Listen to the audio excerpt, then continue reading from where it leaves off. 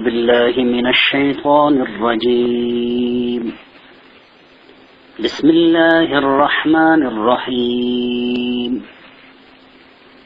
ألف لام ميم ذلك الكتاب لا ريب فيه هدى للمتقين. سورہ بقرہ ہجرت کے بعد نازل ہونے والے سورتوں میں سے ہیں. اس سورہ مبارکہ میں آیاتوں کی تعداد 286 ہے اور اس میں 40 رکوع ہے. تفسیر ابن کثیر میں ہے کہ اس سورہ مبارکہ میں 6221 کلمات ہے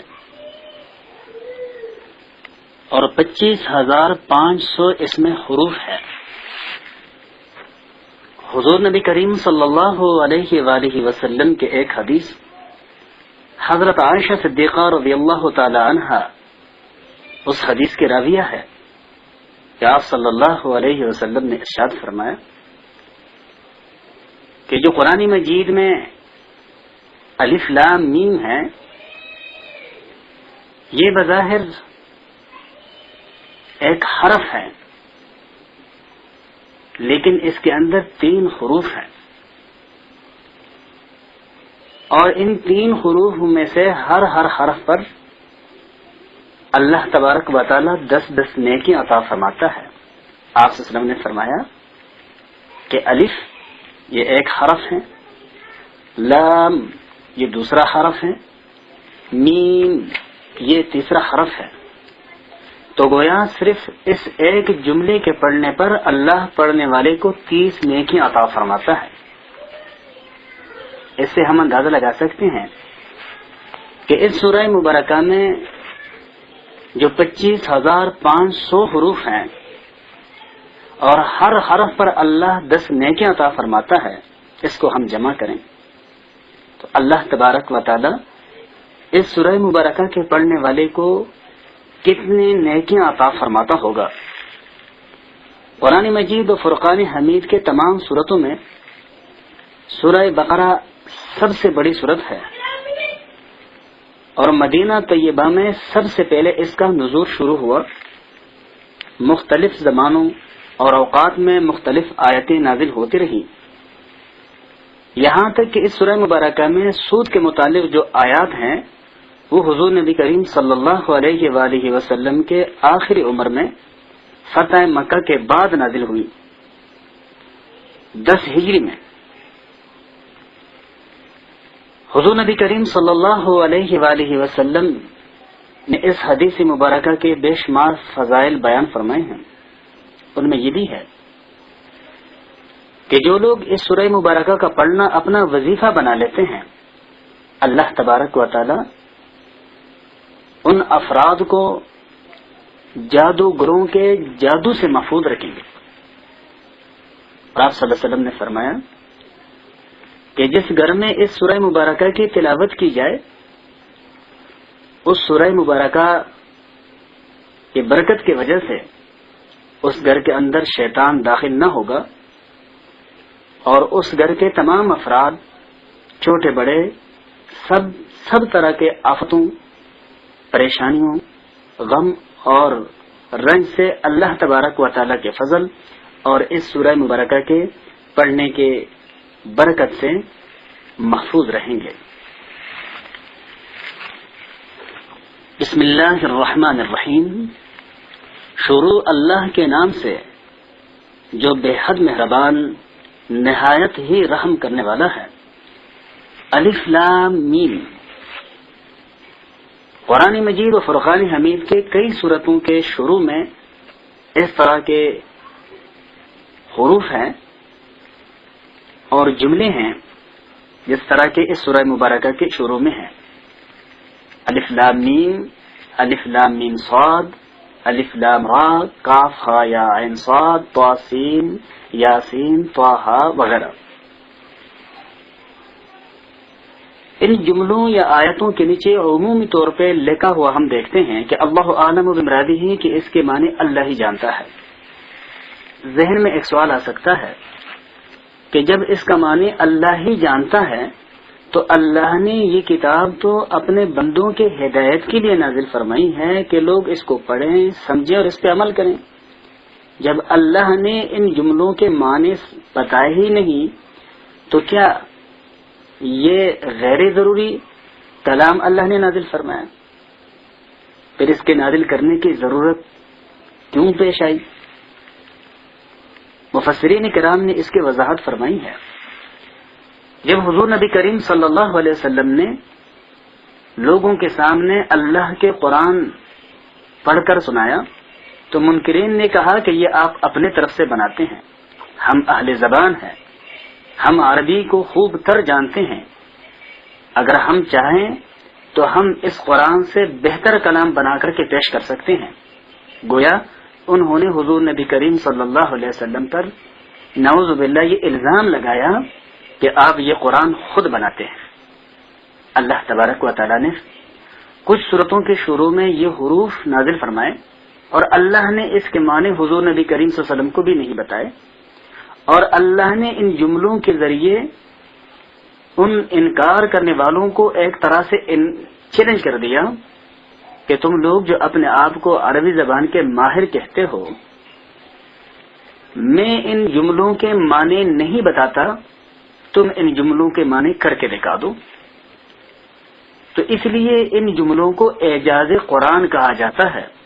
کہ وہ لوگ اللہ کے کلام کے ان جملوں کے سامنے بے بس ہوئے اور عاجز ہوئے اور وہ اس کے معنی پیش کرنے سے عاجز رہے۔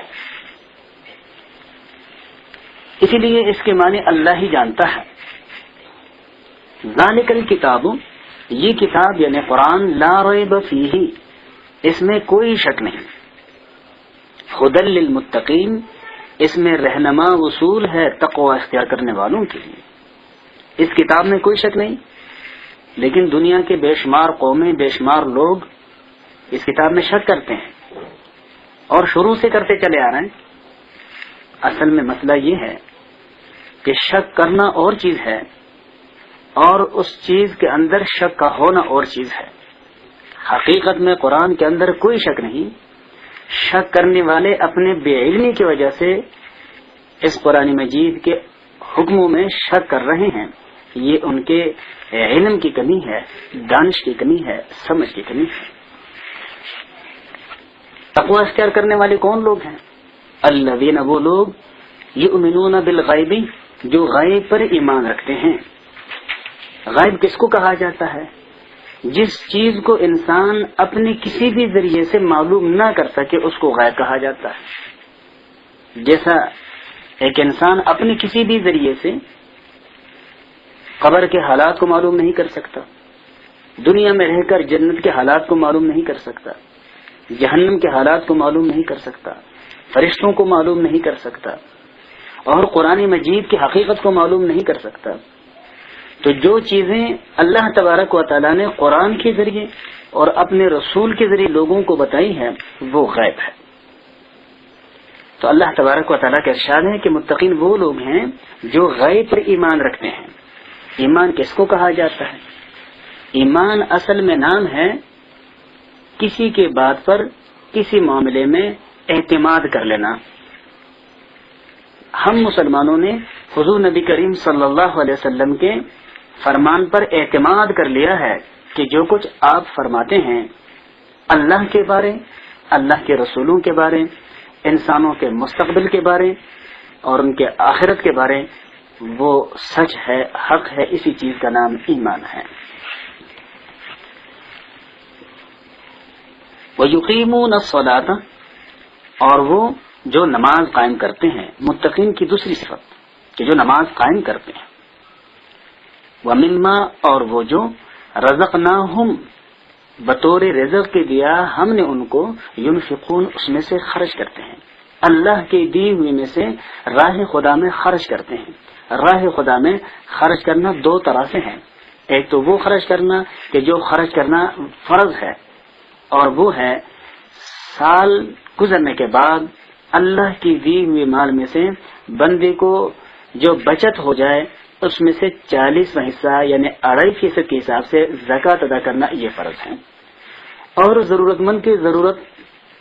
کو دیکھتے ہوئے گاہ بگاہ اس پہ خرچ کرتے رہنا یہ ایک نفل ہے، یہ صدقہ ہے، خیرات ہے، عطیہ ہے، اس پر اللہ تبارک و تعالی اجر دیتا ہے۔ اور چوتھی صفت والذین وہ لوگ یؤمنون جو ایمان رکھتے ہیں بما اس پر انزل الیک جو آپ پر نازل کیا گیا ہے یعنی قرآن، وما انزل من قبلک اور وہ جو آپ سے قبل نازل کیے گئے ہیں یعنی گزشتہ آسمانی کتابیں تورات، انجیل، زبور وغیرہ، وبالآخرۃ اور آخرت پر ہم یوقنون وہ یقین رکھتے ہیں کہ آخرت برحق ہے۔ آخرت کا عقیدہ ایک انقلابی عقیدہ ہے کہ جب بندہ آخرت پر ایمان رکھتا ہو تو اپنی انفرادی اور اجتماعی زندگی کے کئی موڑ ایسے آتے ہیں کہ وہاں وہ اگر چاہیں تو بہت کچھ کر سکتے ہیں، لیکن اپنے آخرت کو ذہن میں رکھتے ہوئے وہ ایسا کام نہیں کر پائیں گے کہ جس سے قیامت کے دن اس کو اللہ کے ہاں پریشانی کا سامنا ہو جائے اور اللہ تبارک و تعالیٰ کے ہاں وہ اس کام کی وجہ سے اپنے آپ کو ملزم سمجھیں۔ لہذا آخرت کے خوف کے وجہ سے دنیا کے اندر بے شمار مواقع پہ بے شمار لوگ بے شمار برائیوں سے بچ سکتے ہیں۔ یہی وجہ ہے، حقیقت بھی یہی ہے کہ دنیا میں جتنے بھی جرائم ہوتے ہیں اور کرائم ہوتے ہیں یہ وہ لوگ کرتے ہیں کہ جن کا کم از کم ان جرائم کرتے وقت اپنے آخرت پر ایمان نہیں ہوتا یا وہ اپنے آخرت کو بھولے ہوئے ہوتے، ورنہ یہ کیسے ہو سکتا ہے کہ ایک شخص اللہ کے سامنے کھڑا ہونے پر ایمان رکھتا ہو، حساب اور کتاب پر ایمان رکھتا ہو، جنت اور جہنم پر ایمان رکھتا ہو اور وہ پھر بھی جرائم کریں۔ یہی وجہ ہے کہ صحابہ کرام نے قرآن کو عمل سے اپنایا اور اپنے عملی زندگی میں اس کو جگہ دی۔ یہی وجہ ہے کہ وہ چوروں، ڈاکوں، قاتلوں اور رہزنوں کا معاشرہ ایک جنتی نظیر بن گیا۔ اولئک علی ھدی من ربہم وہی لوگ ہیں جو اپنے رب کے طرف سے ہدایت پہ ہیں، اور یہی لوگ ہیں واولئک اور یہی لوگ ہیں ہم المفلحون جو کامیابیوں سے ہمکنار ہونے والے ہیں۔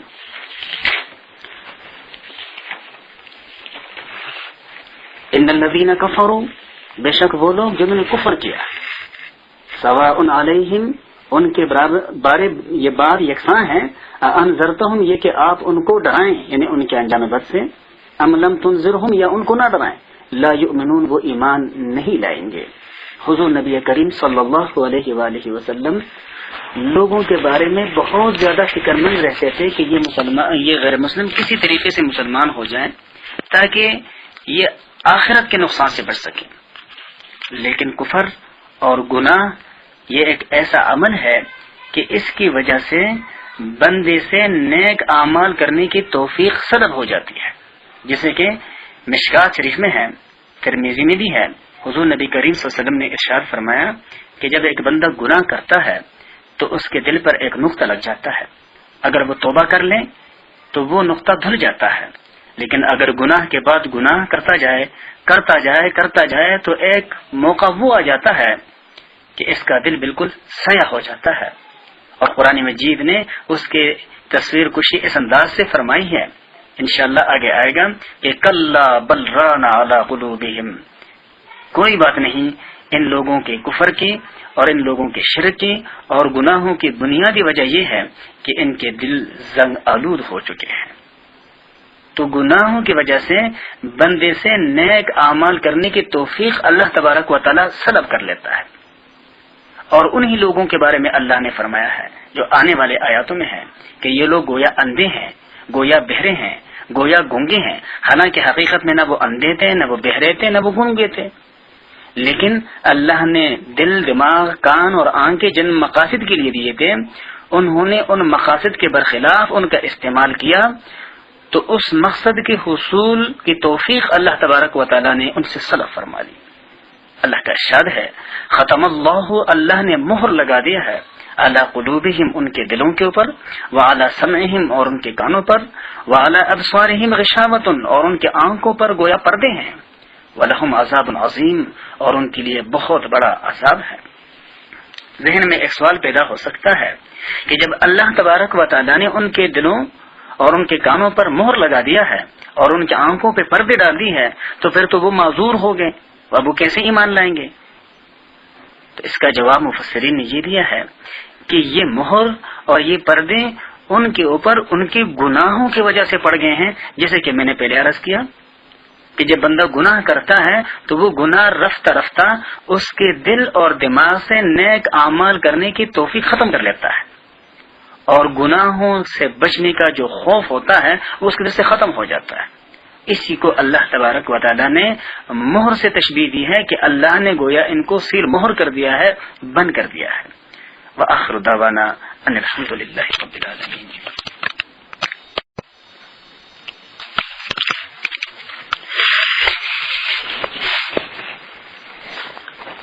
اعوذ باللہ من الشیطان الرجیم، بسم اللہ الرحمن الرحیم۔ ومن الناس من يقول آمنا بالله وباليوم الآخر وما هم بمؤمنين۔ سورہ بقرہ کے یہ دوسری رکوع ہے اور یہ آیت نمبر 8 سے شروع ہوتی ہے آیت نمبر 21 تک۔ اس پوری رکوع میں اللہ تبارک و تعالی نے منافقین کا تذکرہ فرمایا ہے، جیسے کہ پہلے رکوع میں بیان ہو چکا ہے کہ سورہ بقرہ کے شروع میں اللہ تبارک و تعالی نے اس بات کا تذکرہ فرمایا تھا کہ یہ قرآن مجید شک و شبہ سے بالا تر ہے۔ اس کے بعد اللہ تبارک و تعالی نے ماننے والوں اور نہ ماننے والوں کے حالات کا ذکر فرمایا۔ ابتدائی 5 آیاتوں میں متقین کے عنوان سے اللہ نے ماننے والوں کی صفات بیان فرمائے، پھر 2 آیاتوں میں اللہ تبارک و تعالی نے ان لوگوں کا ذکر فرمایا جو کلی طور پہ قرآن کا معاندانہ انکار کرتے تھے۔ اب ان آیاتوں میں اللہ تبارک و تعالی نے ان لوگوں کا تذکرہ فرمایا ہے کہ جنہیں شریعت کے اصطلاح میں منافق کہا جاتا ہے۔ یہ منافق 2 طرح کے لوگ تھے۔ ایک تو یہ کہ جو بظاہر کلمہ پڑھ لیتے تھے، باقی اسلامی کام بھی کیا کرتے تھے، لیکن یہ کام عقیدتاً یہ نہیں کرتے تھے، ایمان کے طور پہ نہیں کرتے تھے، بلکہ محض مسلمانوں سے فائدہ اٹھانے کے غرض سے اور مسلمانوں کے جاسوسی کرنے کے غرض سے کیا کرتے تھے، تاکہ ان کے اندر رہ کر ان کی باتیں خالص کفار تک پہنچائی جائے اور ان سے انعامات حاصل کیے جائیں۔ دوسری قسم کے منافقین وہ لوگ تھے کہ جن کے دلوں میں ایک شک تھا، شبہ تھا کہ ہو سکتا ہے کہ یہ اسلام ٹھیک ہو، لیکن پھر جو ہی وہ اپنے خواہشات کے سامان کو اپنے سامنے پاتے اور اگر ان خواہشات کے کاموں پر عمل پیرا ہونا اسلامی نقطہ نظر سے ممنوع ہو تو وہ اسلامی تعلیمات سے قطع نظر کر کے اپنے ان خواہشات کے پیچھے چلنا شروع ہو جاتے تھے، کہ ایسا نہ ہو کہ جو قرآن نے بیان کیا ہے کہ بھئی یہ کام نہ کرو، اس پہ تمہیں اجر ملے گا، ہو سکتا ہے کہ یہ اجر ہمیں نہ ملے اور یہ فائدہ بھی ہمارے ہاتھوں سے چلا جائے۔ اور جب وہ دیکھتے ہیں کہ بھی مسلمان اسود حالی کی طرف جا رہے ہیں، ان کو فائدہ مل رہا ہے، تو وہ مسلمانوں کے صفوں میں آ کر کے شامل ہو جاتے ہیں۔ لیکن جو ہی مسلمانوں پر کوئی مشکل لمحہ آتا پھر وہ سائٹوں پہ نکل جاتے ہیں۔ ان آیاتوں میں اللہ تبارک و تعالی نے ان لوگوں کا تذکرہ فرمایا کہ جو اپنے آپ کو تو مومن کہتے ہیں، لیکن اللہ فرماتا ہے کہ حقیقت میں یہ مومن نہیں ہے، بلکہ ایمان کے لیے ضروری ہے کہ یہ ایسے ایمان رکھیں اللہ اور اللہ کے رسول اور اللہ کے کلام پر جیسے کہ صحابہ کرام ایمان رکھے ہوئے ہیں۔ گویا ایمان کے لیے صحابہ کرام کا ایمان عام لوگوں کے ایمان کے لیے وہ ایک کسوٹی ہے کہ صحابہ کرام کے زندگیوں پر کسی بھی ایمان کے دعوی کرنے والے کے ایمان کو پرکھا جائے گا کہ آیا وہ اس معیار پہ پورا اترتے ہیں یا نہیں اترتے. اس لیے کہ صحابہ کرام وہ لوگ ہیں کہ جنہوں نے براہ راست حضور نبی کریم صلی اللہ علیہ وآلہ وسلم سے اللہ کے احکامات سیکھے اور پھر اللہ کے رسول کے سامنے انہوں نے اللہ کے احکامات پر عمل پیراہی اختیار کی اور ان سے اللہ کے رسول راضی رہے. تو محض ایمان کے دعوے سے کوئی شخص مومن نہیں ہو سکتا جب تک اس کا ایمان اس درجے کا نہ ہو جس درجے کا ایمان صحابہ کرام کا تھا. چنانچہ ارشاد باری تعالیٰ ہے وَمِنَ النَّاسِ اور بعض لوگوں میں سے من وہ ہے یقولو جو کہتے ہیں آمنا باللہ کہ ہم ایمان لائے ہیں اللہ پر وبالیوم الآخر اور آخرت کے دن پر. اللہ فرماتے ہیں وما ہم بمؤمنین وہ ہرگز مومن نہیں ہے. وجہ کیا ہے؟ یخادعون اللہ یہ دھوکہ دیتے ہیں اللہ کو. یہ منافقین کا وہ گروہ ہے جو بظاہر ایمان کا دعویٰ کیا کرتے تھے لیکن یہ دل سے اسلام کو صحیح مذہب اور صحیح دین نہیں سمجھتے تھے بلکہ جاسوسی کی غرض سے یا محض دنیوی مفادات کے غرض سے یہ مسلمانوں کے ہاں آیا کرتے تھے. اللہ نے ان کے دلوں کی کیفیت اور حقیقت مسلمانوں پہ واضح فرمائے کہ یخادعون اللہ یہ اللہ کو دھوکہ دینا چاہتے ہیں والذین آمنوا اور ان لوگوں کو جو ایمان والے ہیں. لیکن وما یخدعون الا انفسهم اور یہ دھوکہ نہیں دے سکتے سوائے اپنے آپ کے.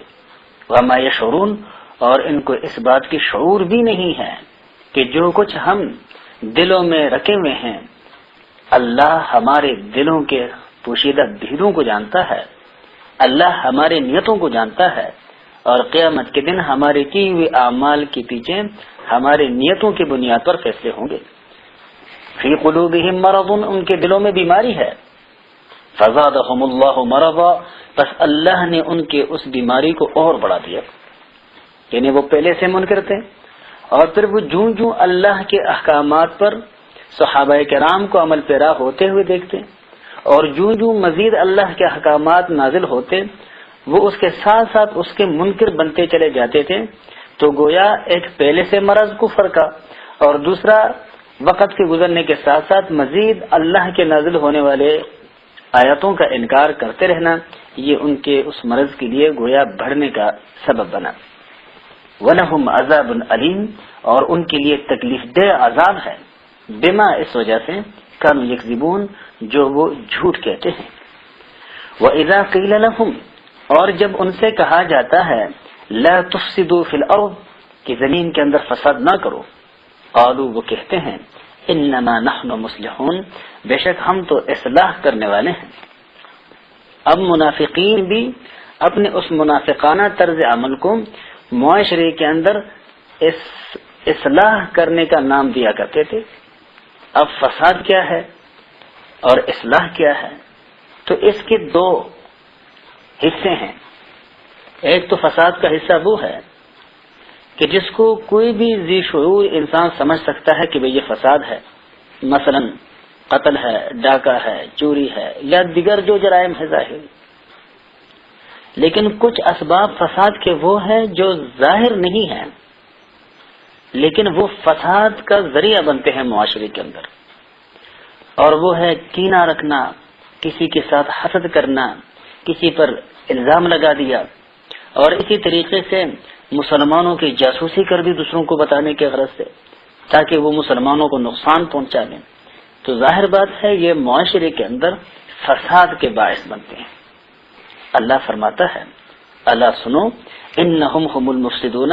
بے شک وہی ہے خرابی پیدا کرنے والے ولکن لا یشعرون لیکن انہیں اس بات کا شعور ہی نہیں ہے کہ ہمارے اس طرز عمل سے معاشرے کے اندر فساد برپا ہوگا اور نقصان ہوگا. اس سے سکون حاصل نہیں ہوگا زمین پہ رہنے والے انسانوں کو، اللہ تبارک و تعالیٰ کے بندوں. اسی لیے اللہ تبارک و تعالیٰ نے ایسے لوگوں کو معاشرے کے اندر فساد کا ذریعہ قرار دیا کہ یہ لوگ اور ان کا یہ طرز عمل معاشرے کے اندر فساد کے باعث بنتے ہیں۔ اللہ تبارک و تعالیٰ کا ارشاد ہے وَإِذَا قِيلَ لَهُمْ، اور جب ان سے کہا جائے آمینو کہ ایمان لے آؤ، کما آمن الناس، جیسے کہ ایمان لائے ہیں یہ لوگ یعنی صحابہ کرام، قالوا وہ کہتے ہیں انؤمنو کہ ہم ایمان لے آئیں، کما آمن السفہاء جس طرح یہ بیوقوف ایمان لائے ہیں۔ گویا صحابہ کرام کو بیوقوف اور نادان کہتے تھے کہ بھئی یہ زمانے کو سمجھتے نہیں ہیں، زمانے کے ساتھ چلنا چاہیے۔ یہ ان منافقین کی سوچ تھی،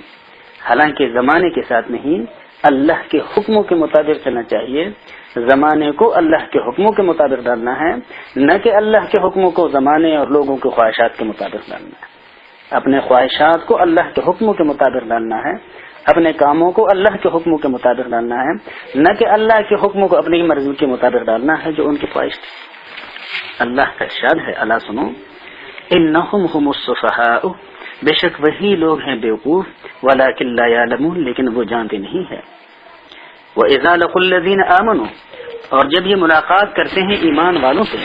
قالوا کہتے ہیں آمنا کہ ہم ایمان لائے ہیں۔ وَإِذَا خَلَوْا، اور جب وہ تنہائیوں میں چلے جاتے ہیں، الی شیاطینہم، اپنے شیطانوں کے پاس یعنی سرکشوں کے پاس، قالوا ان سے کہتے ہیں انا معکم، بے شک ہم تمہارے ساتھ ہیں۔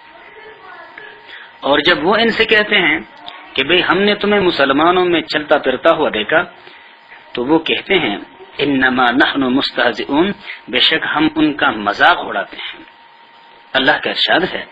اللہ یستہزئ بہم، اللہ ان کے ساتھ استہزاء کرتا ہے۔ وَيَمُدُّهُمْ، اور اس اللہ نے ان کو ڈھیل دے رکھی ہے، فی طغیانہم یعمہون، کہ وہ اپنے سرکشیوں میں گویا عقل کے اندھے بنے ہوئے ہیں۔ اولئک الذین اشتروا الضلالۃ، یہی وہ لوگ ہیں جنہوں نے خرید رکھی ہے گمراہی کو بالہدی، ہدایت کے بدلے۔ فما ربحت تجارتہم، بس ان کو کوئی نفع نہیں دیا اس تجارت نے۔ وما کانوا مہتدین، اور نہ ہوئے وہ راہ پانے والے۔ مثلہم، ان کی مثال،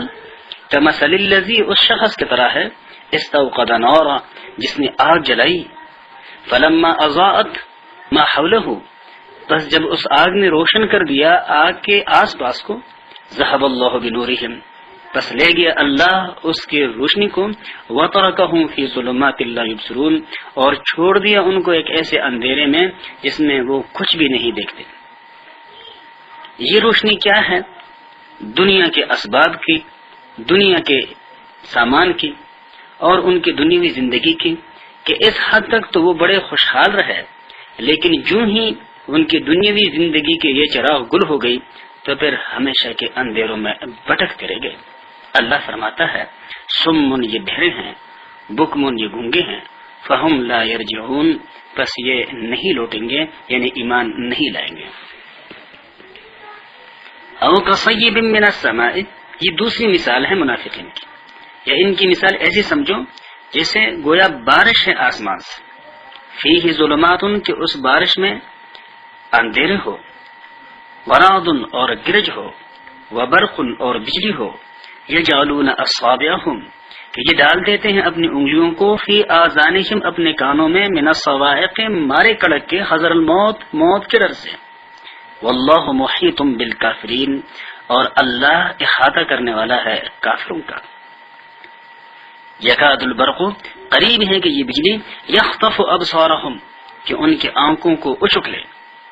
کلما، جب بھی، اضاء لہم، ان کے لیے روشنی ہو جاتی ہے، مشوا فیہ، یہ اس میں چل پڑتے ہیں۔ یہ دوسری قسم کے منافقین ہیں کہ جب وہ اسلام میں آسانیاں پاتے ہیں تو پھر وہ مسلمانوں کے ساتھ چلنا شروع ہو جاتے ہیں، لیکن وَإِذَا أَظْلَمَ عَلَيْهِمْ، جب ان پر اندھیرا ہو جاتا ہے، یعنی جب مسلمانوں پر مشکل لمحے آتے ہیں، قاموا، تو وہ کھڑے ہو جاتے ہیں۔ وَلَوْ شَاءَ اللَّهُ، اور اگر اللہ چاہتا، لَذَهَبَ بِسَمْعِهِمْ، تو وہ لے جائے ان کے کان یا ان کی قوت سماعت، وَأَبْصَارِهِمْ، اور ان کے آنکھیں یا ان کی قوت بصارت، ان اللہ علی کل شیء قدیر، بے شک اللہ ہر چیز پہ قادر ہے۔ اس رکوع میں اللہ تبارک و تعالی نے منافقین کا تذکرہ فرمایا ہے کہ ایمان محض دعوی کا نام نہیں، بلکہ ایمان عملی زندگی کا نام ہے۔ اور وہ عملی زندگی جو صحابہ کرام کے طرز زندگی کے مطابق ہو۔ اللہ ہمیں بھی صحابہ کرام کے عملی زندگی کے مطابق اپنی زندگیوں کو ڈالنے کی توفیق نصیب فرمائے۔ وآخر دعوانا ان الحمدللہ رب العالمین۔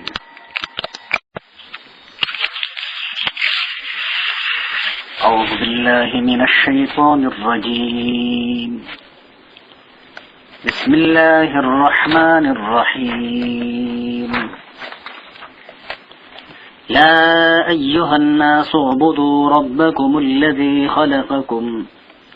والذین من قبلکم لعلکم تتقون۔ سورہ بقرہ کی آیت نمبر 21 سے لے کر اس رکوع کے آخر تک اس میں اللہ تبارک و تعالی نے مذکورہ 3 قوموں کے ذکر کے بعد جو اللہ تبارک و تعالی نے گزشتہ 20 آیاتوں میں بیان فرمائے ہیں کہ اللہ تبارک و تعالی کے کلام کے نازل ہونے کے بعد لوگوں کے 3 گروہ بن گئے،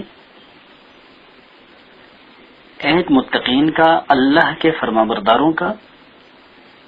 دوسرا خالص منکروں کا، اور تیسرا گروہ منافقین کا۔ اب ان آیاتوں میں اللہ تبارک و تعالی اپنے تمام بندوں کو دعوت دیتا ہے کہ وہ مخلوق پرستی سے باز آ جائیں اور ایک اللہ کی عبادت کریں، اس لیے کہ حقیقت میں اللہ کے علاوہ کوئی ایسی ذات اور ہستی نہیں ہے کہ جس کی عبادت کی جا سکے اور جو اللہ کی طرح عبادت کا مستحق ہو۔ اللہ تبارک و تعالی نے ان آیاتوں میں اس دعوے پر دلائل بھی بیان فرمائے ہیں کہ ایک اللہ کی بندگی کیوں ہے؟ اس لیے کہ اس ایک اللہ نے اس انسان کو ذاتی طور پہ بے شمار نعمتوں سے نوازا ہے، اور ان نعمتوں کے عطا میں کسی اور کا کوئی عمل دخل نہیں ہے۔ پھر اس انسان کے ذات سے بغیر اس کے اطراف میں، اس کے ماحول میں، اس کے معاشرے میں، اس کی دنیا میں اللہ تبارک و تعالی نے خوشحالی اور راحت، امن و سکون کے جو اسباب پیدا فرمائے ہیں وہ بھی ایک ہی اللہ کے پیدا کیے ہوئے ہیں، اور وہ بندوں کے فائدے کے لیے ہے۔ اور ان تمام نعمتوں کے پیدا کرنے اور بندوں کے خواہشات کے مطابق بنانے، ان کے مزاج کے مطابق بنانے، اس میں اللہ کے ساتھ کوئی شریک نہیں ہے۔ اس لیے بندگی صرف ایک اللہ تبارک و تعالیٰ کے حق ہے کہ اس ایک اللہ تبارک و تعالیٰ کی عبادت کی جائے۔ عبادت کے معنی اپنے تمام تر توانائیوں کے ساتھ اللہ تبارک و تعالیٰ کے فرمانبرداری اختیار کرنے کا نام ہے، کہ اپنے بساط کے مطابق بندے سے جو بھی ممکن ہو سکے اخلاص کے ساتھ اپنے عمل کے ذریعے اللہ تبارک و تعالیٰ کے فرمانبرداری اختیار کریں، اللہ کے حکموں پر عمل پیرائی اختیار کی جائے اللہ کے رسول کے بتائے ہوئے طریقے کے مطابق۔ چنانچہ ارشاد باری تعالیٰ ہے، یا ایھا الناس اعبدوا، اے لوگو بندگی کرو، ربکم الذی، اپنے رب کی جس نے خلقکم تمہیں پیدا کیا ہے۔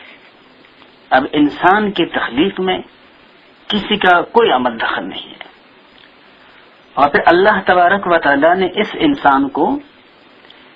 کئی مراحل سے گزار کر اس کو احسن تقویم یعنی بہترین شکل و صورت اور بہترین سیرت، اور اللہ تبارک و تعالی نے اس کو عقل کامل عطا فرمایا، اور ایک ایسے سانچے میں اللہ نے اس کو ڈالا کہ اس انسان پر پھر فرشتے بھی رشک کرنے لگے. والذین من قبلکم، اور اس اللہ کی عبادت کرو جس نے ان کو پیدا کیا جو تم سے پہلے ہو گزرے ہیں،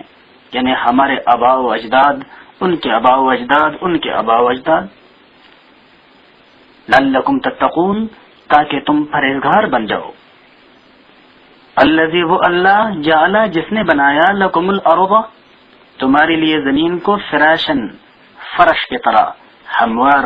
بچھونا. والسماء بناء، اور آسمان کو چھت کی طرح بنایا، یعنی اوپر. وانزل، اور اسی نے اتارا یا اتارتا ہے، من السماء ماء، آسمان سے پانی. ذہن میں ایک سوال پیدا ہو سکتا ہے کہ بھئی پانی یا بارش تو بادلوں سے برستا ہے نہ کہ آسمان سے. قرآن مجید کی سورہ واقعہ میں اللہ تبارک و تعالی نے اس بات کی وضاحت فرمائی ہے کہ اَأَنْتُمْ أَنزَلْتُمُوهُ مِنَ الْمُزْنِ أَمْ نَحْنُ الْمُنزِلُونَ، یہ پانی جو تم استعمال کرتے ہو پینے، غسل یا دوسری ضروریات کے لیے، کیا اس کو تم نے بادلوں سے اتارا یا اس کو ہم اتارنے والے ہیں؟ اور تیسرے پارے کے پہلے سورہ نبا میں اللہ تبارک و تعالیٰ کا ارشاد ہے کہ وَأَنزَلْنَا مِنَ الْمُعْصِرَاتِ مَاءً ثَجَّاجًا، ہم نے اتارا پانی بھرے ہوئے بادلوں سے.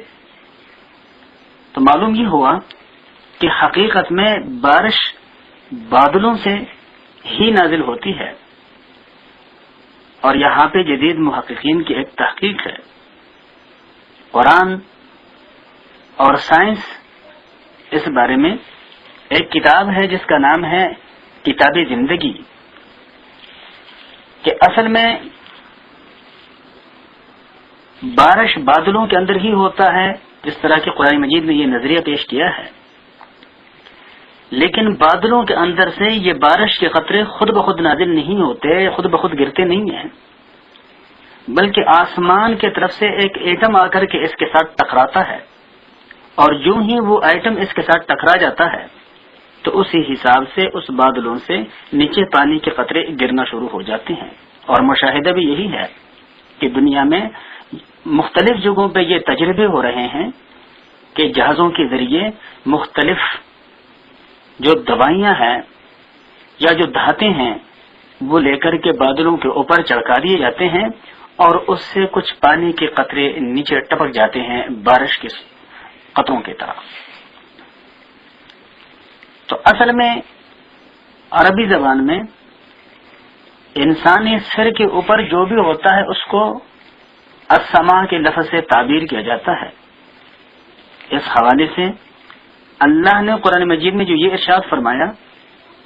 کہ اللہ پانی کو آسمان سے نازل کرتا ہے تو بھی ٹھیک ہے، اور بادلوں سے نازل کرتا ہے تو بھی ٹھیک ہے، اس میں کوئی ایسی اشکال والی بات نہیں ہے. اللہ فرماتا ہے کہ ہم آسمان سے تمہارے لیے پانی نازل کرتے ہیں، فأخرج به، پس ہم نکالتے ہیں اس پانی کے ذریعے، من الثمرات، میووں سے، رزقا لکم، تمہارے لیے رزق. فلا تجعلوا للہ، سو نہ ٹھہراؤ اللہ کے ساتھ، اندادن، کسی کو مد مقابل، کہ اس کے اوپر ایسا عقیدہ رکھا جائے کہ جس طرح اللہ کے اوپر عقیدہ رکھا جاتا ہے.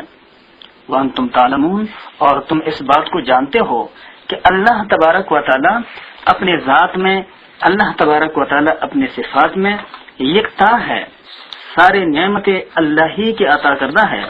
لہذا ان نعمتوں کے استعمال اس اللہ کے حکموں کے مطابق، اور ان نعمتوں کے استعمال کے بعد اس ایک ہی اللہ کا شکر ادا کرنا چاہیے. آگے اللہ تبارک و تعالی کا ارشاد ہے کہ وَإِن كُنتُمْ، اور اگر تم ہو، فی ریب، شک میں.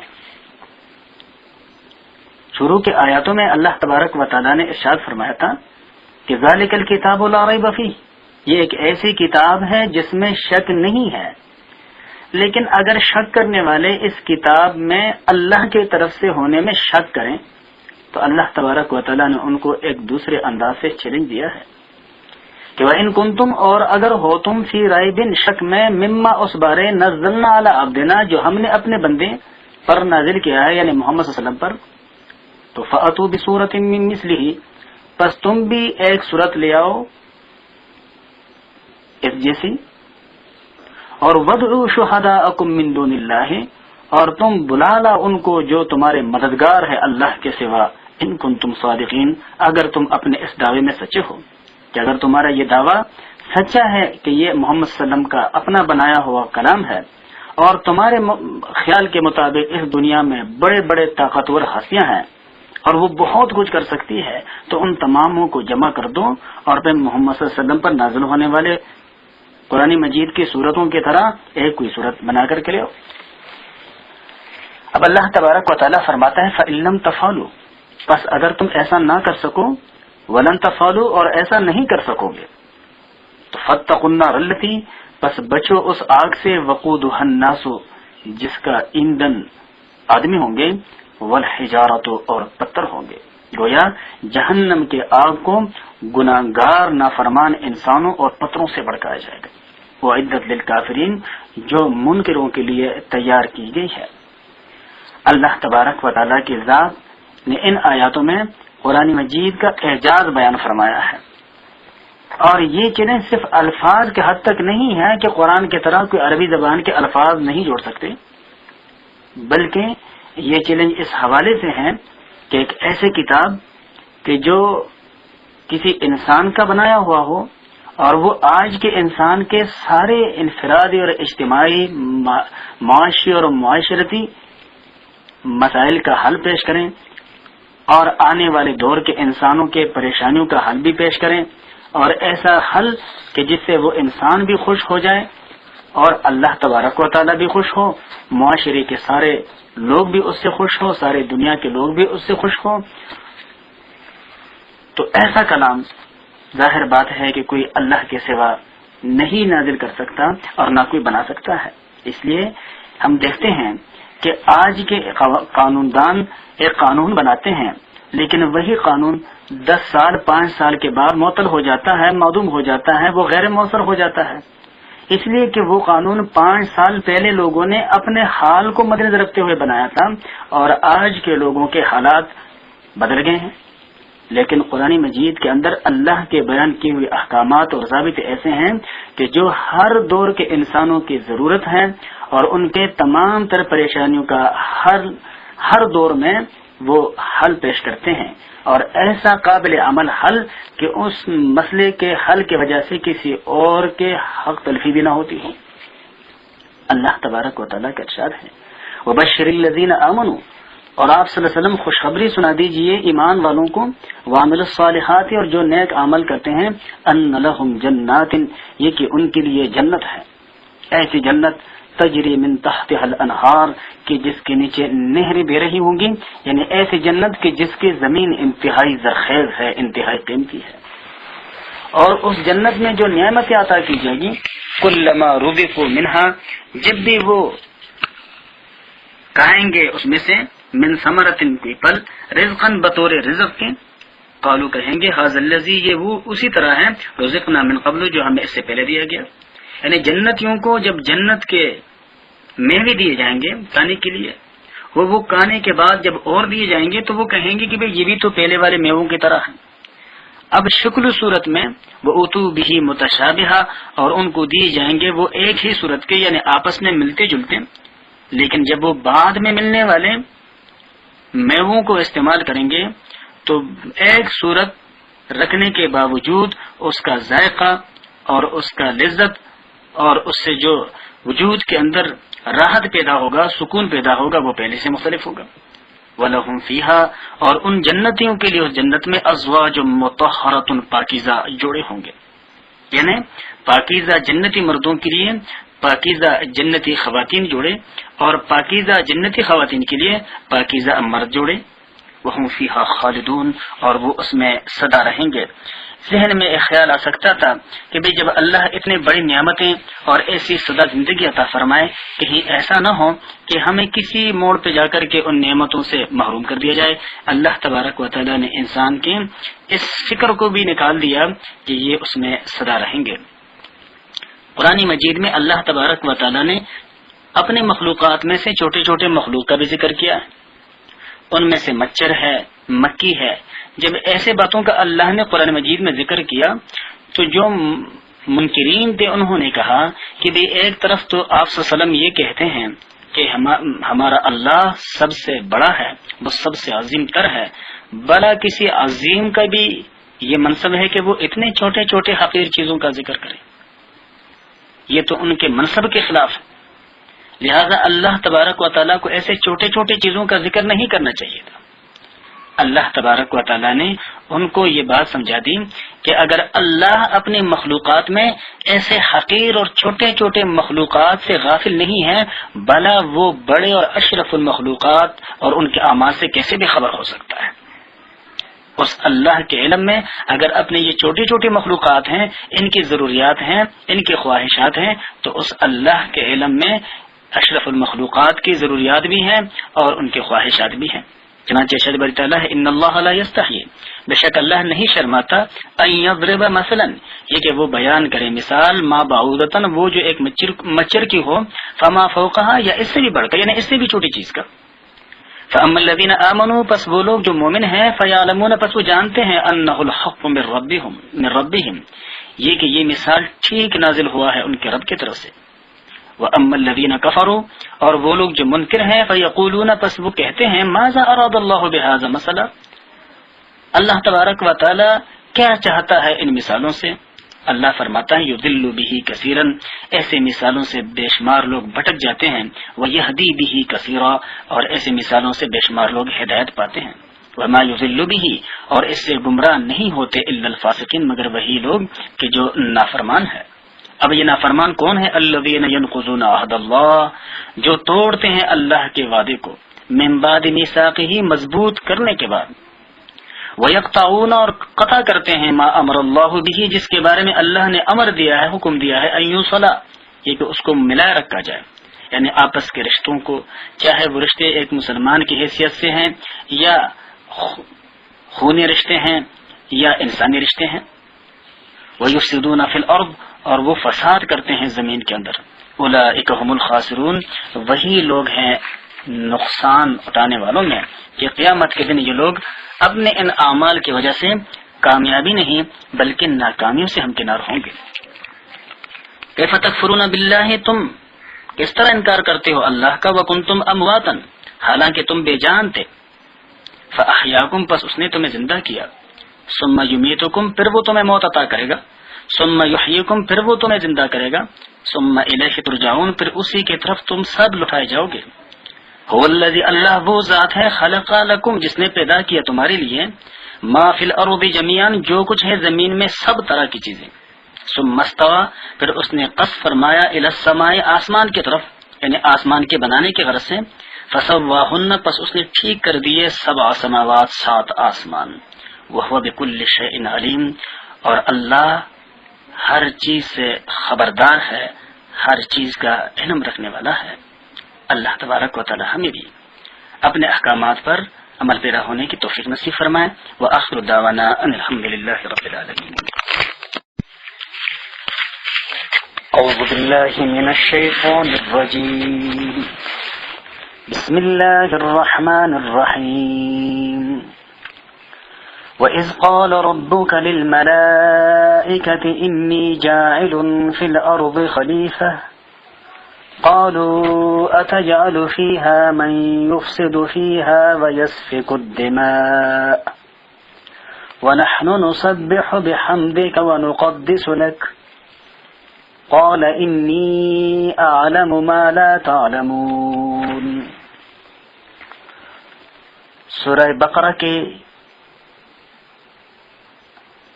آیت نمبر 30 سے لے کر آیت نمبر 40 تک کا یہ حصہ ہمارے اس درس کا حصہ ہے، اور یہ آیاتیں سورہ بقرہ کے 4تھے رکوع پر مشتمل ہے. اس رکوع میں اللہ تبارک و تعالی نے حضرت آدم علیہ الصلوۃ والسلام کے تخلیق یعنی پیدائش کا واقعہ بیان فرمایا ہے، اور یہ بطور احسان کے اللہ نے بیان فرمایا ہے. جیسے گزشتہ رکوع میں انسانوں کی عمومی نعمتوں کا ذکر تھا جو اللہ نے انسانوں پہ کیے، اور ان عمومی نعمتوں میں ان کے انفرادی اور ان کے ظاہری جو اللہ کی نعمتیں ہیں ان کا تذکرہ تھا۔ اب آدم علیہ الصلوۃ والسلام کا جو واقعہ ہے یہ ایک معنوی عزت اور معنوی طور پہ جو اللہ تبارک و تعالیٰ نے اس انسان کو شرافت عطا فرمائی کہ اس کو مسجود ملائکہ بنایا، فرشتوں نے اس کے سامنے سجدہ کیا، اللہ تبارک و تعالیٰ کے خصوصی حکم سے حضرت آدم علیہ السلام تخلیق ہوئے اور ان کو جنت میں رکھا گیا، جنت میں ان کو بڑا عزت، احترام اور اکرام سے نوازا گیا۔ یہ سارا واقعہ اس لیے بیان کیا گیا ہے کہ یہ آج کا منکر انسان ذرا پیچھے اپنے انسانی تاریخ اور اپنے جد امجد یا جد آخر حضرت آدم علیہ السلام کو دیکھیں کہ اللہ نے ہمارے ساتھ کیسے کیسے انعامات کیے، اور کئی صدیوں کے بعد جا کر کے ہم اس اللہ کے کلام کا انکار کر بیٹھے ہیں۔ کیا یہ بات ہمارے لیے مناسب ہے؟ اور کیا یہ اللہ تبارک و تعالیٰ کے ناشکری نہیں ہے کہ ہم پر تو اللہ تبارک و تعالیٰ ایسے ایسے احسانات فرماتا رہا ہے ہر دور میں، اور ایک ہم ہیں کہ ہم نے اللہ تبارک و تعالیٰ کے حکموں کے محض اس وجہ سے انکار کیا کہ وہ ہمارے خواہشوں کے خلاف تھے۔ چنانچہ ارشاد باری تعالیٰ ہے وَإِذْ قَالَ رَبُّكَ، اور جب کہا تیرے رب نے، لِلْمَلَائِكَةِ، فرشتوں سے، انی جاعل، کہ بے شک میں بنانے والا ہوں، فی الارض، زمین میں، خلیفتاً، نائب، خلیفہ، قائم مقام۔ انسان زمین پر اللہ کا خلیفہ ہے، اللہ کا نائب ہے، اس حوالے سے کہ اللہ نے آسمان پر سے اس کی ہدایت اور رہنمائی کے لیے جو احکامات نازل فرمائے ہیں، ان احکامات پر عمل پیرا ہی اختیار کرنا اور عمل پیرا ہونا یہ انسان کی ذمہ داری اور انسانوں کا کام ہے۔ اس حوالے سے یہ زمین پر اس ذمہ داری کو سر انجام دینے کے لیے گویا زمین پر اللہ کا خلیفہ ہے اور نائب ہے۔ قالوا، فرشتوں نے کہا کہ اللہ، اتجعل فیہا، کیا تو بنائے گا اس زمین میں، من اس کو، یفسد فیہا، جو اس زمین میں فساد کرے گا، ویسفک الدماء، اور وہ جو خون بہائے گا، ونحن، اور ہم، نسبح، تسبیح بیان کرتے ہیں، بحمدک، تیرے تعریف کے ساتھ، ونقدس لک، اور ہم تیرے پاک ذات کی پاکی بیان کرتے ہیں۔ قال، اللہ نے فرمایا،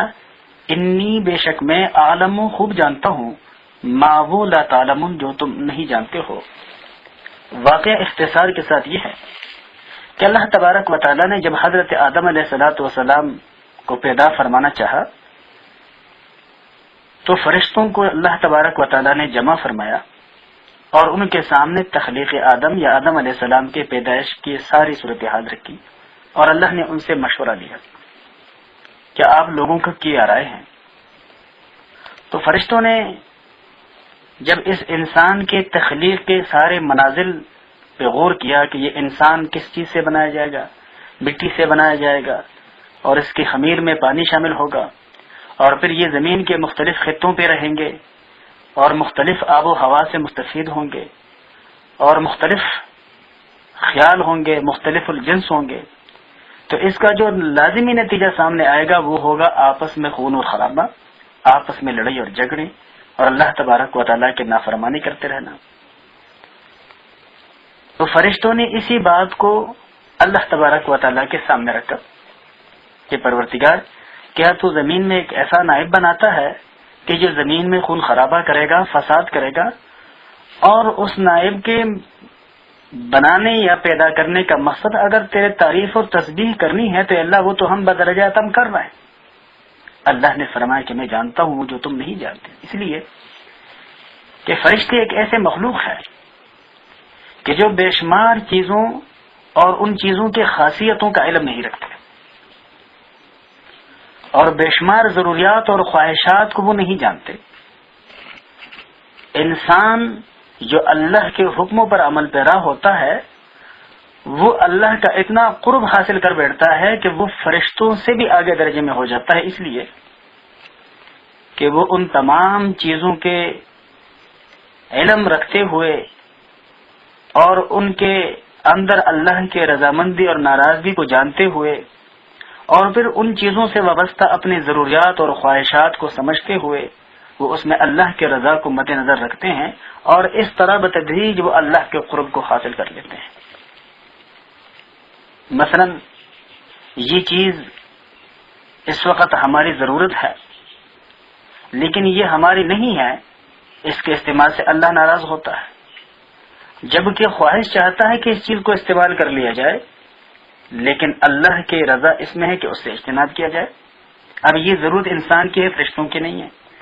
چاہے ان چیزوں کا تعلق کھانے کے ساتھ ہو، پینے کے ساتھ ہو، پہننے کے ساتھ ہو یا کسی اور ضرورت کے ساتھ، اس لیے کہ فرشتے نہ کھاتے ہیں، نہ پیتے ہیں، نہ پہنتے ہیں، نہ زخمی ہوتے ہیں۔ تو اللہ تبارک و تعالیٰ نے فرمایا کہ میں جانتا ہوں وہ جو تم نہیں جانتے، یعنی میں اس انسان کو بناؤں گا۔ فرشتوں نے عرض کیا کہ پروردگار تو ہی بہتر جانتا ہے، جو تو چاہتا ہے۔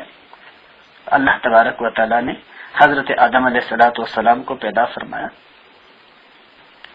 اور مفسرین نے ایک عجیب تحقیق فرمائی ہے، اور وہ یہ کہ حضرت آدم علیہ الصلوۃ والسلام کو بنانے کے لیے اللہ تبارک و تعالیٰ نے فرشتے بھیجے زمین پہ کہ وہ زمین سے مٹی اٹھا کر کے لے آئے۔ تو فرشتہ جب زمین کے اوپر آتا تو زمین کا وہ ٹکڑا کانپ جاتا، خوفزدہ ہو جاتا، اور فرشتوں کے ہاتھ میں جانے سے وہ خود کو بچاتا۔ تو وہ فرشتے واپس جاتے اللہ تبارک و تعالیٰ کے پاس اور عرض کرتے کہ پروردگار زمین کا وہ ٹکڑا کانپ گیا ہے۔ تو اللہ تبارک و تعالیٰ نے آخر میں حضرت اسرائیل علیہ الصلوۃ والسلام کو بھیجا اور کہا اسرائیل جائیے اور زمین کے اوپر سے کچھ حصہ اٹھا کر کے لائیے مٹی کا۔ تو حضرت اسرائیل علیہ الصلوۃ والسلام نے فرمایا کہ پروردگار جب میں وہ مٹی لاؤں گا اس سے انسان بنے گا، وہ انسان جب تیرا نافرمانی کرے گا اور اس نافرمانی کی وجہ سے وہ جہنم میں جائے گا، تو ظاہر بات ہے اس میں جو بنیادی چیز نظر آئے گی ان لوگوں کو وہ میرا یہ کردار ہوگا۔ اور دوسری بات یہ اللہ نے فرمائی تھی کہ اسرائیل اس انسان کی مٹی بھی تو نہیں لانی ہے، اس کو زندگی میں عطا کروں گا، اور اس جاندار کو روح پھٹ جانے کے بعد اس سے روح نکالنے کی ذمہ داری بھی آپ کو سونپوں گا۔ تو حضرت اسرائیل علیہ الصلوۃ والسلام نے فرمایا کہ پروردگار یہ تو پھر دنیا والے مجھے برا بلا کہیں گے۔ اللہ نے فرمایا اسرائیل میں ایسے اسباب پیدا کیا کروں گا،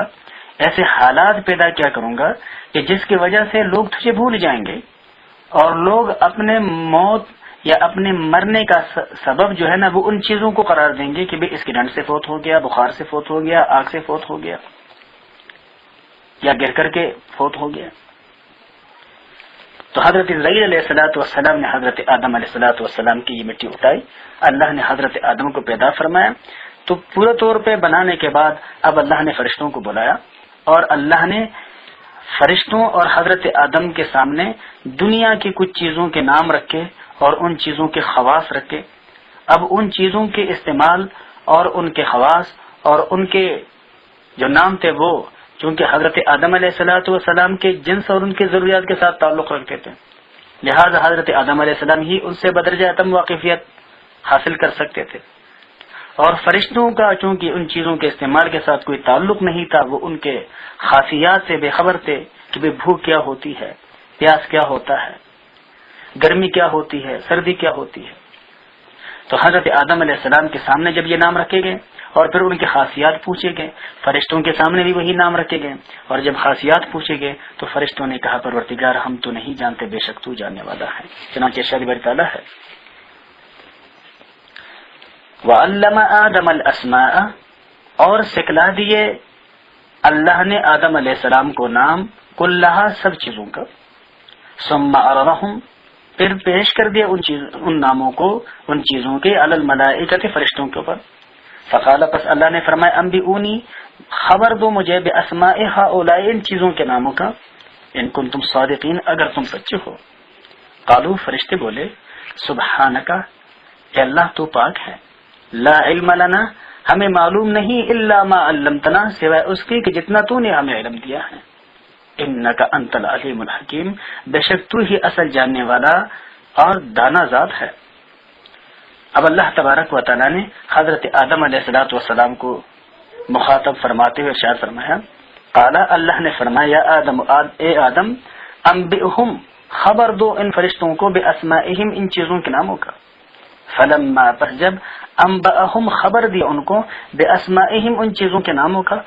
قال اللہ نے فرمایا فرشتوں سے الم اقل لکم کیا میں نے تم سے نہیں کہا تھا انی اعلم غیب السماوات والارض کہ میں جانتا ہوں غیب آسمانوں کا اور زمین کا،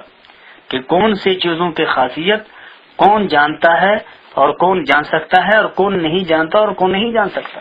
وَأَعْلَمُ مَا تُبْدُونَ وَمَا كُنْتُمْ تَكْتُمُونَ اور میں جانتا ہوں جو کچھ تم ظاہر کرتے ہو اور جو کچھ تم چھپاتے ہو، اور اسی چیز کو غیب کہا جاتا ہے کہ انسان کے دل میں یا مخلوق کے دل میں جو کچھ ہے اللہ تبارک و تعالی اس کو بھی جانتا ہے، اور مخلوق بظاہر جو کچھ کرتے ہیں اللہ تبارک و تعالی اس کو بھی جانتا ہے۔ وَإِذْ قُلْنَا اور جب ہم نے کہا للملائکۃ فرشتوں سے اسجدوا لآدم کہ آدم کے لیے سجدہ کرو، فسجدوا پس سبوں نے سجدہ کیا الا ابلیس سوائے ابلیس کے۔ ابلیس شیطان اور عزازیل یہ شیطان کے نام ہیں، اور اصل نام جو محققین نے ذکر کیا ہے وہ عزازیل ہے، اور قرآن کی زبان میں جو نام آیا ہے انسانیت کے دشمن کا اور وہ نام ہے ابلیس۔ اللہ تبارک و تعالی نے فرشتوں کو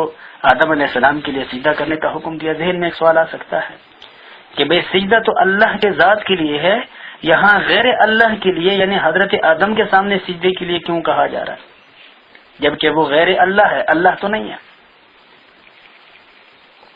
تو محققین نے اس کے بے شمار جوابات دیے، ان میں سے ایک یہ ہے کہ اس وقت اللہ تبارک و تعالیٰ کا حکم تھا آدم کو سجدہ کرنے کے لیے، لہذا وہ سجدہ فرض تھا،